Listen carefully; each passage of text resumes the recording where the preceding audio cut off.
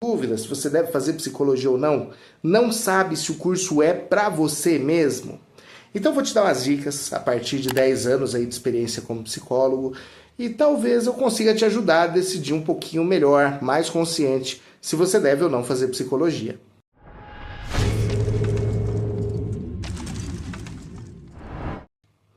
Meu nome é Daniel, eu sou psicólogo já há mais de 10 anos. Hoje eu queria conversar com vocês sobre como é que foi que eu acabei fazendo psicologia e talvez isso ajude você a tomar uma decisão sobre esse curso. Sei de muita gente que quer fazer, mas tem várias inseguranças. Então eu queria dar uma ideia aí dos motivos que me levaram a fazer psicologia. Primeiro, eu vou dizer que desde criança eu queria ser biólogo, nada a ver com psicologia, né? Ou muito pouco a ver, vai. O que aconteceu foi o seguinte, quando eu tinha uns 6 anos de idade, eu assistia um jornal na TV Cultura, acho que chamava Repórter Eco, posso estar enganado, mas quem lembra do Repórter Eco, dá um salve aí. Então assim, eu estava assistindo lá, e apareceu um cara alimentando um filhote de tigre, um funcionário do zoológico.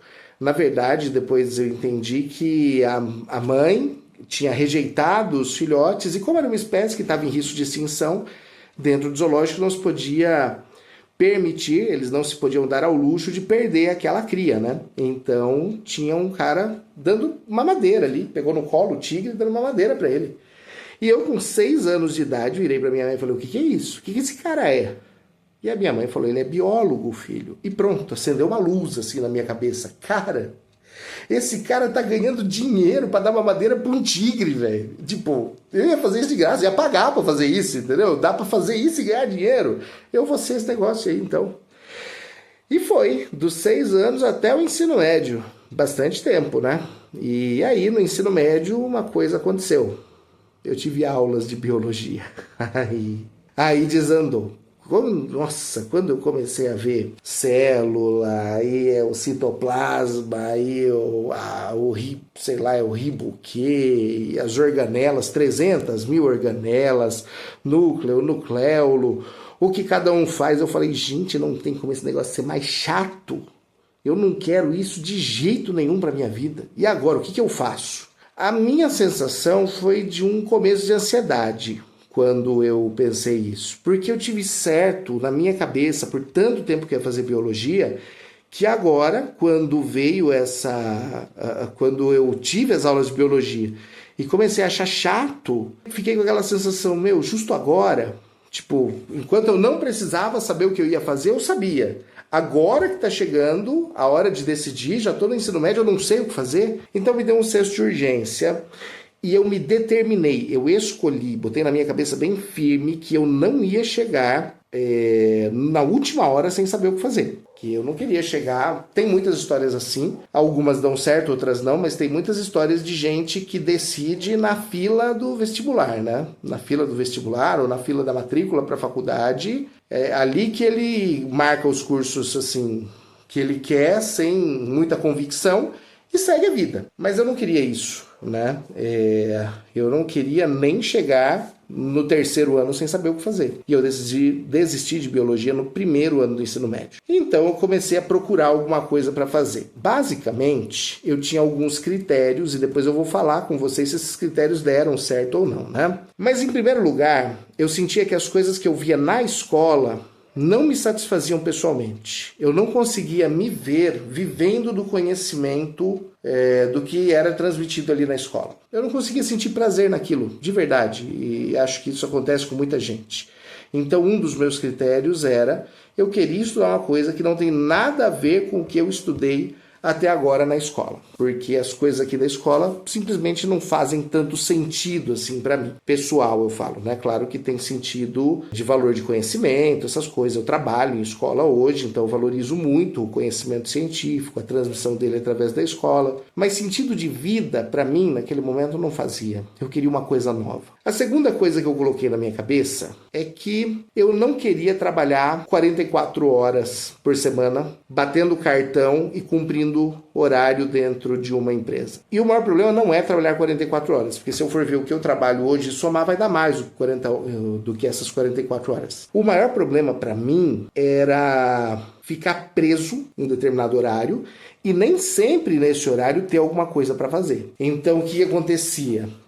O que acontece com muita gente, e eu também já passei por trabalhos assim, você cumpre um determinado horário dentro da instituição, você não tem nada para fazer, mas você tem que ficar ali cumprindo o horário. E às vezes você está com a vida pessoal tão cheia, tanta coisa para resolver, tanto problema na tua vida, as coisas do trabalho tudo em ordem e a tua vida toda bagunçada. E você não pode abrir mão de um horário ali, de ficar enxugando gelo no trabalho para resolver tua vida, né? Então, para mim, isso é uma coisa que nunca fez sentido, eu não queria isso. E a terceira coisa, que também era um critério e que é importante você ter isso na tua cabeça, é onde você quer chegar financeiramente. Eu não tinha pretensão de ficar rico. Nunca tive. Para mim, riqueza não tem a ver com quanto dinheiro você tem na conta. Claro que se você estiver devendo para todo mundo e se estressando por dinheiro, você não é rico, né? Mas o que eu cansei de ver foi gente trabalhando muito, muito mesmo. Muitas horas por semana. E essas pessoas trabalham muito e não podem usufruir das coisas que elas conquistam com o dinheiro delas. Então a pessoa trabalha muito para fazer uma casa muito bonita, muito confortável.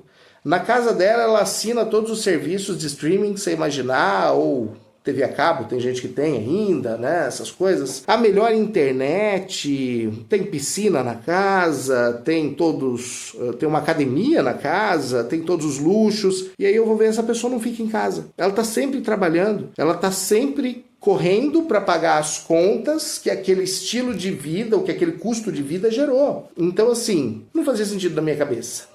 Eu vou trabalhar para eu ter uma casa confortável. Mas se eu não ficar dentro dessa casa confortável, do que isso me vale? Então eu tinha na minha cabeça que entre trabalhar muito para ficar rico ou trabalhar para ter tempo livre, né, trabalhar para receber um valor que dê para eu sobreviver e deixar um certo tempo livre, eu preferia isso. Então a flexibilidade de horário, veja, a flexibilidade, a liberdade de horário era uma coisa que contava muito para mim. E na mesma época, esses eram os 3 critérios, né? Vamos deixar claro que esses eram os 3 critérios. Eu não queria algo que eu tinha visto na escola, nada daquilo me satisfazia pessoalmente.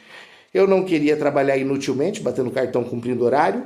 E eu não pretendia necessariamente ficar rico, eu pretendia ter tempo livre para curtir as coisas que eu conquistasse pelo caminho. E na mesma época, a minha mãe ela teve uma piora na saúde dela. E isso é uma experiência decisiva, porque a minha mãe ela foi diagnosticada muito cedo com depressão. E conviver com uma pessoa depressiva é desafiador. Tem muitas coisas que acontecem, muitas coisas difíceis, e principalmente para a criança. A criança, muitas vezes...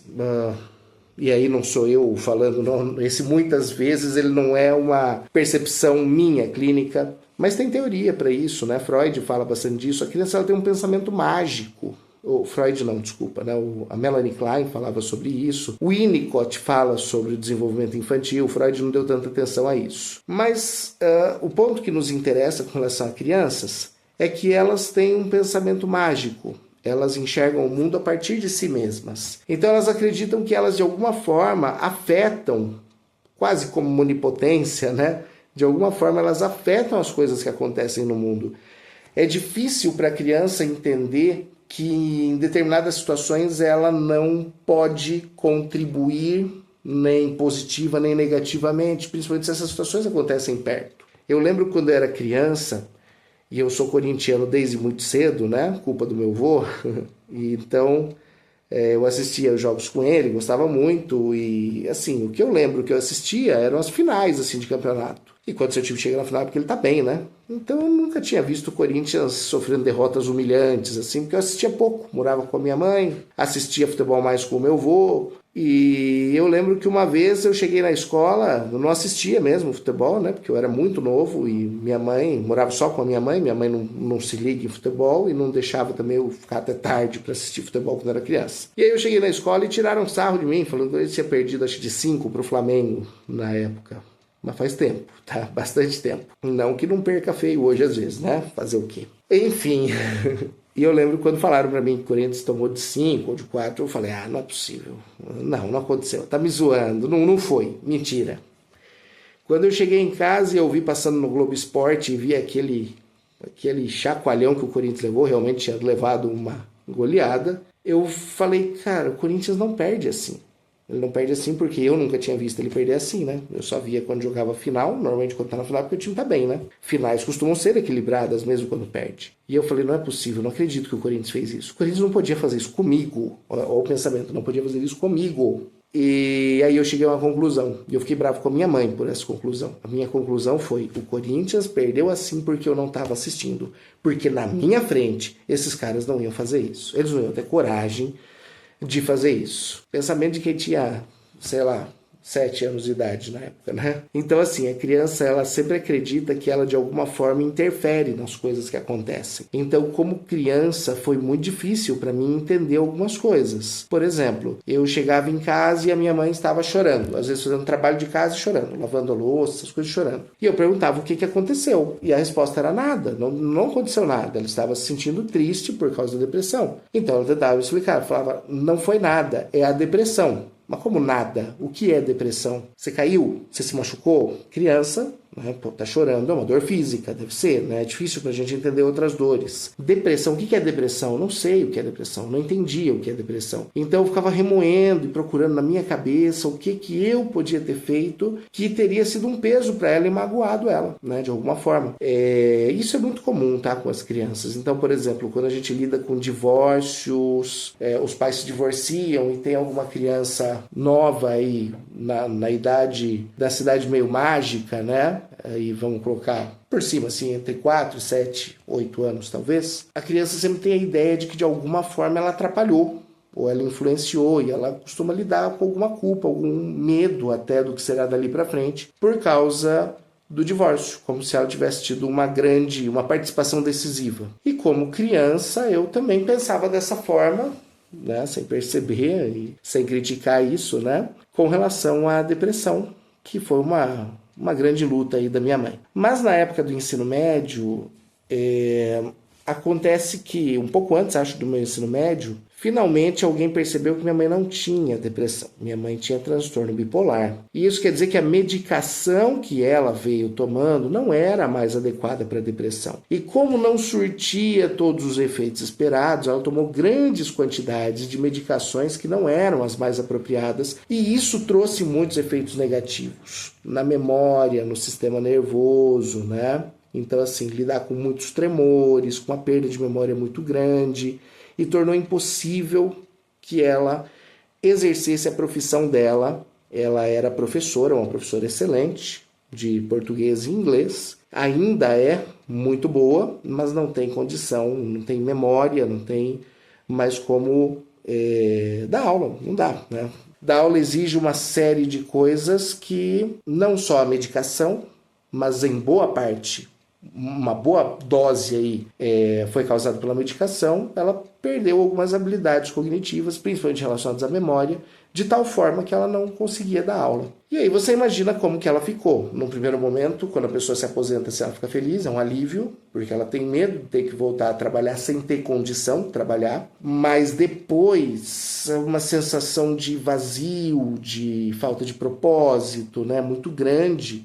É difícil para a pessoa tão jovem estar afastada do trabalho, não estar produzindo. E a minha mãe, ela piorou bastante por causa do transtorno bipolar nessa época. E eu vi todo esse efeito dessa medicação sobre ela. E isso colocou uma coisa na minha cabeça. Mesmo antes de eu pensar em ser psicólogo, ficou forte na minha cabeça o seguinte: não é possível que uma pessoa tome medicação errada por 10 anos e ninguém perceba. 10 anos, foi mais do que 10 na verdade, no caso dela, acho.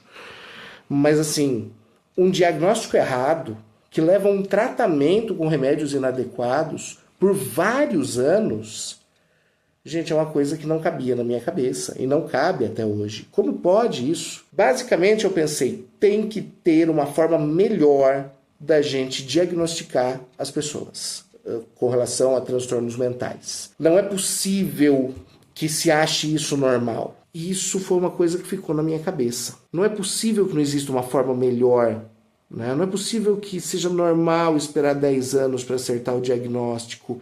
E isso foi uma inquietação pessoal. E essa foi a primeira coisa que começou a fazer com que eu me conscientizasse do meu interesse pela psicologia. E aqui está a minha primeira dica. Né? Vamos colocar aqui algumas dicas. E a primeira dica que eu vou dar é a seguinte: você tem que ter afeto. Você tem que gostar de alguma coisa em psicologia. Não é só profissional, é pessoal. Você está lidando com pessoas. Essas pessoas, elas vão vindo e vêm trazendo para você parte da vida delas. E partes muito delicadas, muito difíceis da vida delas. Então, assim, você tem que ter algum interesse genuíno de ajudar essas pessoas. Não é só achar que eu sou bom nisso. Não, você tem que se interessar de fato.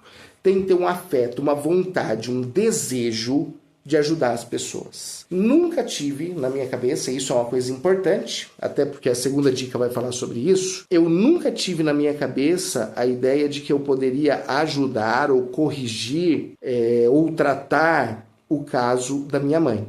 Isso sempre muito claro na minha cabeça, que não era possível, né? Que por uma questão ética, que em outro momento eu explico, os psicólogos não podem trabalhar com seus familiares ou amigos próximos. Então eu nunca tive essa ideia, mas a vivência da minha mãe me fez perceber que havia um problema, uma coisa acontecendo que não podia ser assim. Então na minha adolescência eu cheguei a uma conclusão: se eu puder ajudar alguém na minha carreira, uma mãe, por exemplo, a vencer a depressão, e os seus filhos não tiverem que lidar com as mesmas inseguranças que eu lidei com relação a isso, e que, pelo amor de Deus, não tem nada a ver, não é culpa da minha mãe, nada disso, não vamos entender assim, né? Até porque provavelmente ela vai ver esse vídeo, né? Não, é o pensamento infantil. A criança, ela acha que ela faz uma grande diferença no mundo, né? Então, quando as coisas não vão bem, a criança tende a se culpar. Então, eu pensei comigo, poxa, se eu conseguir devolver uma mãe saudável para os seus filhos, uma mãe que curta os seus filhos, e os seus filhos não passarem pelas mesmas lutas que eu tive que passar nesse sentido, eu acho que a minha carreira, meu trabalho vai fazer sentido. Na minha cabeça era, se eu ajudar uma pessoa assim, uma vida assim, acho que isso já vai fazer sentido para mim. Porque, assim, adolescência, né? Já não tem muita noção das coisas. Hoje graças a Deus, eu não sei quantas pessoas eu já ajudei que estavam com depressão, com transtornos ansiosos, com tantas outras coisas. E é sempre muito gratificante, realmente faz muito sentido. Então a primeira dica é, você tem que se importar sim, tá? Eu sei que tem gente que não quer fazer psicologia, pelo contrário, porque acha que se importa demais. Porque quando meu amigo me conta uma coisa, nossa, me desestabiliza. Eu fico mal, eu pego o problema das outras pessoas. Sim, eu entendo isso. Mas é por isso que psicólogo não atende amigo. Mas é com qualquer pessoa. Se a pessoa chegar e começar a contar... Não, peraí, uma pessoa que te procurou fora de um ambiente de terapia, onde você não é profissional, por algum motivo ela confiou em você e contou, é um amigo.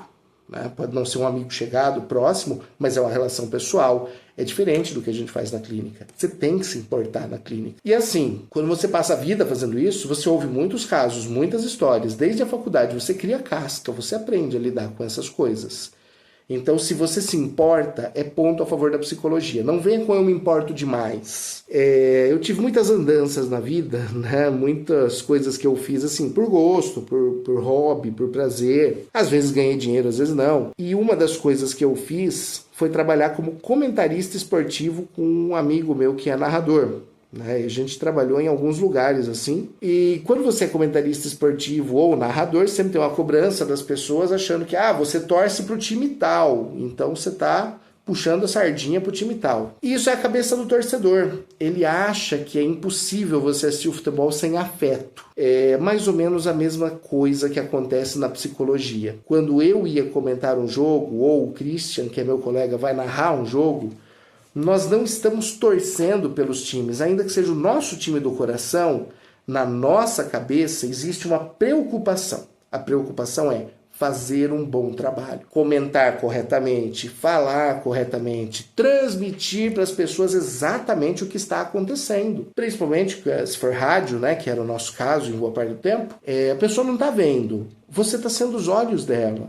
Então você não está preocupado em puxar a sardinha para o time A ou B, você quer fazer o teu trabalho bem feito. Você está tão preocupado em fazer o teu trabalho bem feito que a torcida, nossa, não é que ela fica em segundo plano, ela diminui muito, ela fica muito distante. Você não está torcendo. Da mesma forma, quando você vem para o consultório e começa a atender uma pessoa, você não está ali com um amigo teu se preocupando em consolá-lo, em ficar do lado dele, em não desagradá-lo porque ele é teu amigo, sei lá. Não, você está ali ouvindo aquele caso e pensando o que eu posso fazer aqui, como que a teoria se encaixa nisso aqui. Então a tua cabeça ela está funcionando de forma profissional.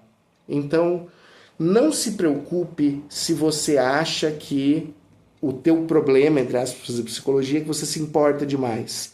Isso é coisa que você vai trabalhar, você vai aprender durante o curso e durante a tua vida. É mais importante eu ter um psicólogo que se importa com as pessoas do que eu ter um psicólogo que sabe toda a teoria, mas não liga de verdade para as pessoas. Bom, continuando minha história, eu posso dar uma segunda dica, que não vou dizer que é o oposto da primeira, mas é uma dica que complementa ela, que é o seguinte: não faça psicologia para resolver os seus problemas e os da sua família. Você tem que se importar com o ser humano, você tem que gostar do ser humano, você tem que trabalhar pelo alívio do sofrimento humano. Isso sem dúvida nenhuma. Mas você não está fazendo e nem pode fazer com o tipo de pensamento de se entender. Tem gente que pensa isso, mas se tratar é o problema. Eu acho que você se entender vai acontecer um pouco no curso de psicologia, não tem como fugir. Se você tem senso crítico e estuda a teoria, você começa a aplicar ela em alguns lugares e começa a entender algumas coisas que você fez. Tudo bem, é um ganho, legal. Mas tem gente que vai para a faculdade para se tratar.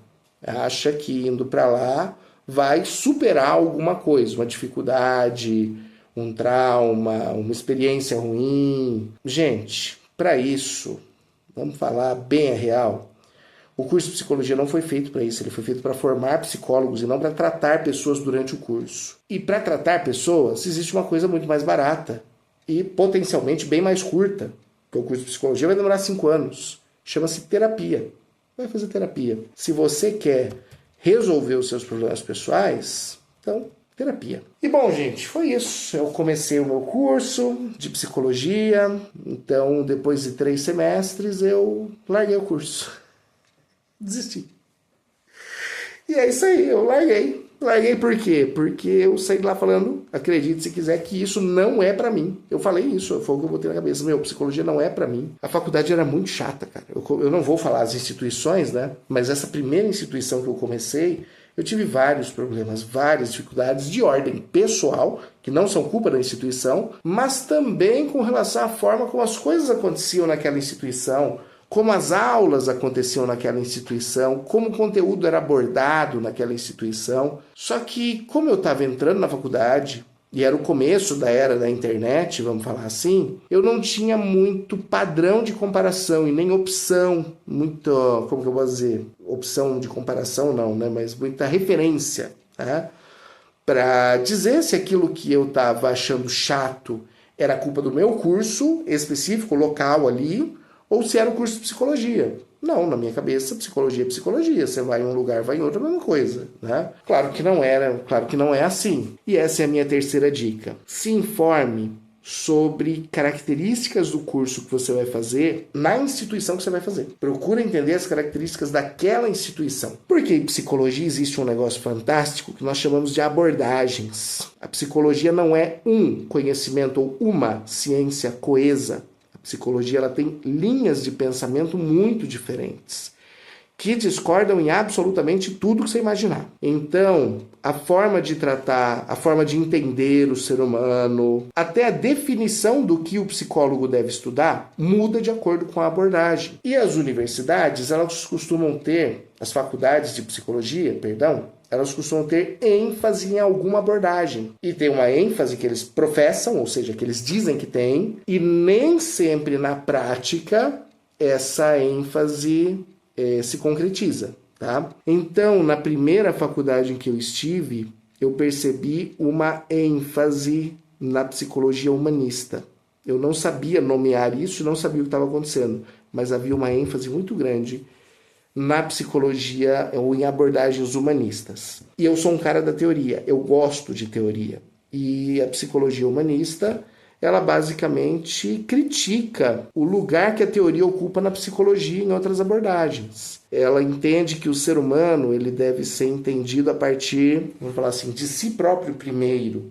Eu não devo olhar para o ser humano a partir de uma teoria, mas eu devo trabalhar com aquele ser humano antes, vamos falar assim, né, de pensar em qualquer teoria. E muitos autores são muito críticos com relação a qualquer teoria. E aí, basicamente, se você for crítico com todas as teorias, você vai fazer o quê? Você vai ir para a clínica fazer o quê? Alguns valores eles são muito pregados, vamos falar assim, pela psicologia humanista, são muito defendidos. Então, por exemplo, um foco muito grande no acolhimento, na aceitação, em basicamente fazer o paciente se sentir bem ali, né?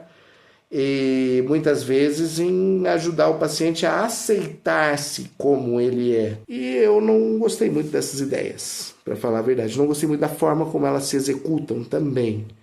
Eu sentia muita falta de teoria. Eu esperava uma teoria mais forte. E a ênfase dos professores era não na teoria, mas na prática do acolhimento, em transmitir para as pessoas a aceitação, o acolhimento, enfim, todos aqueles valores, né? Eles estavam tentando desenvolver na gente uma postura e não uma teoria. O que dentro do humanismo faz todo sentido, desenvolver uma postura e não aprofundar tanto a teoria antes, né, de desenvolver essa postura. Mas para mim, aquilo tudo era muito chato.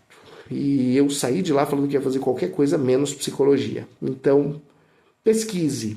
Essa é a terceira dica. Pesquise sobre a instituição, não só sobre o curso de psicologia no geral, mas o curso de psicologia em tal lugar, tal cidade. Porque depois, quando eu saí, tive algum tempo de férias, coloquei a cabeça no lugar e falei, eu tenho que tentar psicologia de novo, porque é o que está na minha cabeça. E aí eu entrei em uma instituição e eu descobri dentro da instituição, conforme o tempo foi passando, que essa instituição tinha ênfase na abordagem fenomenológica existencial, que também é um pezinho ali no humanismo. Mas eu não percebi essa ênfase durante o curso. Porque se eu tive, 12 professores no curso, 10 professores no curso, seguramente 7 ou 8 psicanalistas. Então a faculdade dizia que tinha uma ênfase, mas se os professores são todos de outra abordagem, que não é a da ênfase, que a faculdade disse que daria, então o curso não vai ter a ênfase que a faculdade professa. Na prática, vai ser diferente da teoria, ou do que a faculdade disse. E realmente, na prática, eu tive professores psicanalistas dando várias disciplinas que não eram da área de psicanálise necessariamente. E isso na psicologia, gente, vai acontecer o tempo todo. Por exemplo, psicologia escolar. Quem for dar aula de psicologia escolar tem uma abordagem também. Se for alguém da TCC, se for alguém da psicanálise, seja lá do que for. Então, pesquise também, antes de fazer psicologia, um pouquinho sobre as abordagens, para você conseguir fazer uma leitura um pouquinho mais correta do que aquela faculdade vai priorizar. Aliás, essa até podia ser uma dica separada da outra, né? Pesquise a instituição, dica 3. Pesquise a qualidade da instituição também, né? Procura a nota de ENAD, procura ver qual é a reputação que essa instituição tem, porque para o mercado de trabalho reputação conta. Mas também pesquise sobre as abordagens, vamos colocar aí uma quarta dica. Não precisa pesquisar muito, não precisa sair especialista nelas, né? Mas assiste 1 ou 2 vídeos aí de cada uma das abordagens, uns videozinhos de meia hora, você vai ter uma noção do que você gosta, do que você não gosta. E aí você vai pegar, entrar em contato com a faculdade da tua cidade, o lugar que você quer fazer psicologia, e você vai pedir pelo site, pegar no site ou pedir para alguém de lá a grade curricular da faculdade, a matriz curricular. E vai ver se tem aquela abordagem, quanto tempo, quantas aulas vão ser dedicadas, entendeu? Para não acontecer o que aconteceu comigo. Eu acabei assistindo muitas aulas de uma abordagem que eu não me identifico, que para mim não faz sentido. E aí, quando você entrar no curso, uma outra coisa que eu posso dizer é que o curso tem muita leitura, muitas teorias. Posso dizer que os teóricos se contradizem o tempo todo. Então, em psicologia a gente sempre ouve a máxima de que não existe verdade absoluta. Eu acredito no valor da verdade, sim, mas eu entendo quando os professores falam isso, no sentido de que as teorias elas funcionam cada uma do seu jeito e que a verdade, entre aspas, ou a teoria A vai funcionar bem, apesar de dizer o contrário da teoria B. O que não funciona bem é você sair misturando A com B. Você tem que começar A e terminar A. Ou seja, a psicanálise diz coisas que a terapia comportamental não concorda. Mas um bom psicanalista consegue bons resultados com o seu paciente, sendo um bom psicanalista. Assim como um bom comportamental também pode conseguir ótimos resultados com o seu paciente, sendo comportamental. Mas se hora eu fizer uma coisa, hora eu fizer outra, provavelmente eu vou confundir a cabeça do meu paciente, tá? Então, você vai ter que aprender a lidar com essa diversidade de pensamento durante o curso. E uma coisa super importante, durante o curso você vai conhecer novas áreas da psicologia que você simplesmente não imaginava que existiam. Então, novas portas, novas ideias, novas possibilidades vão se abrir durante o curso. Às vezes a gente entra só com a cabeça na clínica, achando que tudo que existe é clínica, e cara, a psicologia é gigante. E cada dia que passa ela fica maior. E para você se preparar, você vai ter que lidar com muita leitura, como eu disse, e nessas leituras você vai lidar com muita teoria e muito estudo de caso. Vai ouvir muitos casos, vai ver muitos filmes muitas vezes, vai ler muitos artigos e vai ter que fazer estágio. E em todas essas situações você pode lidar com casos muito difíceis e que vão mexer com você. E aí vem a minha quinta dica. Faça terapia para você conseguir lidar com as coisas que você vê na faculdade. Faça terapia antes da faculdade para te ajudar a decidir, né? Você também pode fazer uma orientação profissional, que é o trabalho de um psicólogo também. Eu também trabalho com isso, gosto muito da área de orientação profissional.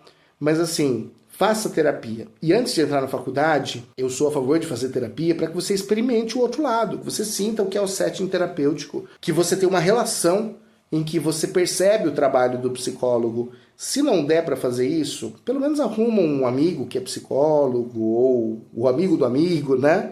E faz pelo menos uma entrevista, tira umas dúvidas, pergunta, tenta experimentar a psicologia antes mesmo de fazer. Por isso faça terapia. E durante o curso, imprescindível, pelo tanto de carga emocional, pelo tanto de coisa que você vai lidar, pelo tanto de casos pesados que você tem que ver durante o curso, porque você tem que estar preparado para ver isso na clínica, faça terapia.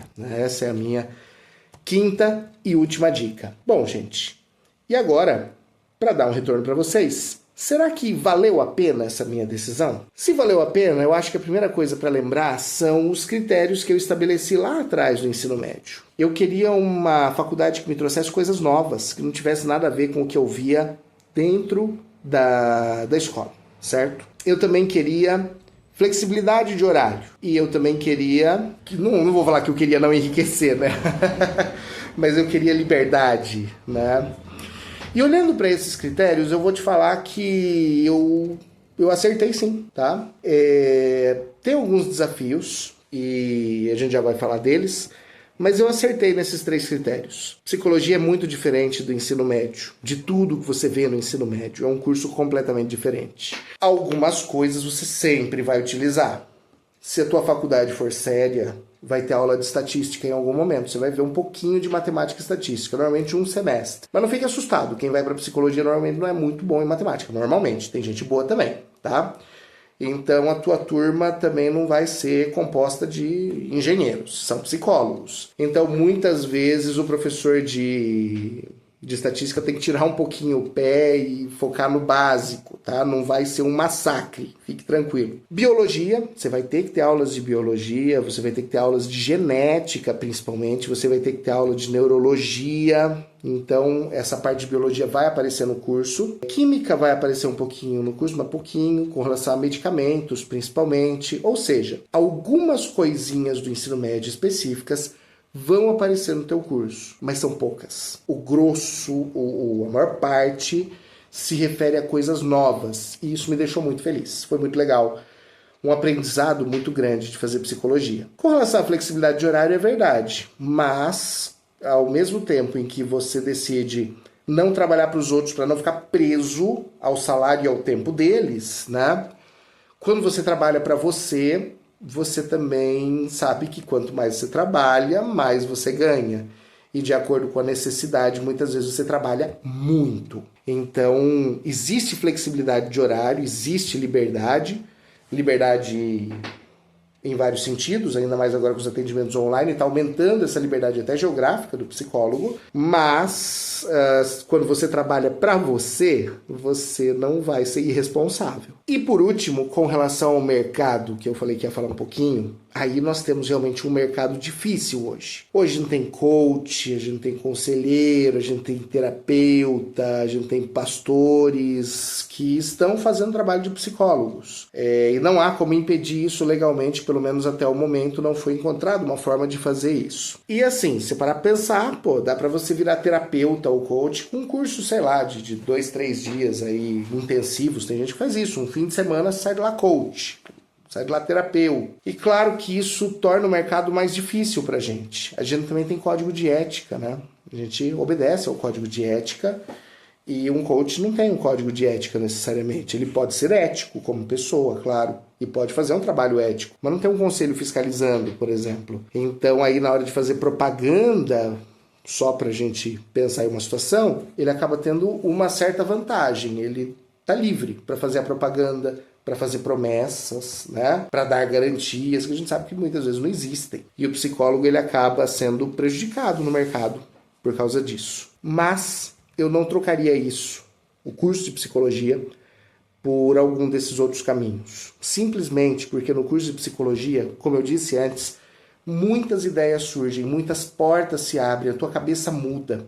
É um curso de formação mesmo. Se ele for bem feito, ele vai formar. Não formar de colocar numa forma e sair todo mundo igual, mas uma formação humana, mais rica do que simplesmente transmitir conhecimento. Por causa disso, eu valorizo muito o curso de psicologia e os meus professores. E hoje, como professor de psicologia, procuro trabalhar essa formação pessoal mais ampla dos meus alunos. E deixo aqui o meu convite para você. O caminho de psicologia é mais longo, mas eu tenho certeza que você vai aprender muito e vai ser muito gratificante. Se as minhas dicas te ajudaram, fico feliz. Peço um joinha aí, um curtir, que você compartilhe também, se inscreva, faça o badulac todo aí que pede aí no YouTube, que a gente precisa, tá? Se não te ajudou tanto assim, peço mesmo assim que você, por simpatia, deixe o teu joinha e siga a gente. A gente vai produzir muito conteúdo aqui, trocar muita ideia, e se a tua dúvida não foi respondida, por favor, comenta, põe aí nos comentários a dúvida que você quiser, ou o elogio, a sugestão. Estamos abertos para ouvir vocês. Um abraço e até a próxima.